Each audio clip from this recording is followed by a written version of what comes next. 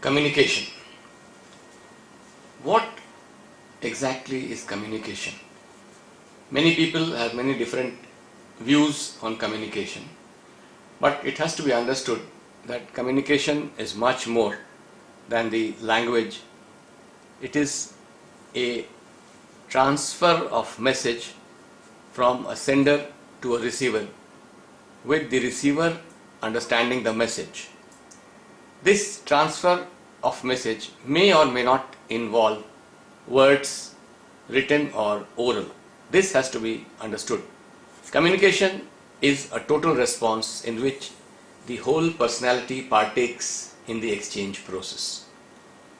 Words mean different things to different people.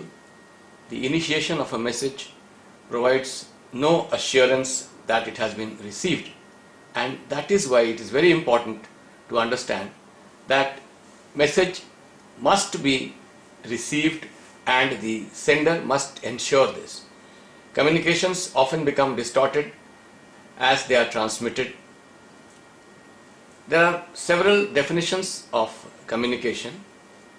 The few widely used ones are: first, communication is transfer of information from one person to another, whether or not it elicits confidence, but the information transferred must be understandable to the receiver. This definition has been given by G.G. Brown. Another definition by Schramm is that communications is a tool that makes societies possible and distinguish human from other societies. There are a few other definitions also by different experts. Berlson and Steiner say that it is transmission of information, ideas, emotions, skills through the use of symbols, words, pictures, figures and graph. Rogers is of the view that communication is the process of transmitting ideas, information and attitudes from the source to a receiver for the purpose of influencing with intent. Another definition by Carr is that all those planned and unplanned processes through which one person influences behavior of others is communication. But definitions apart, the basic issues have to be understood. What are the functions of communication? First and foremost, it is a means of control.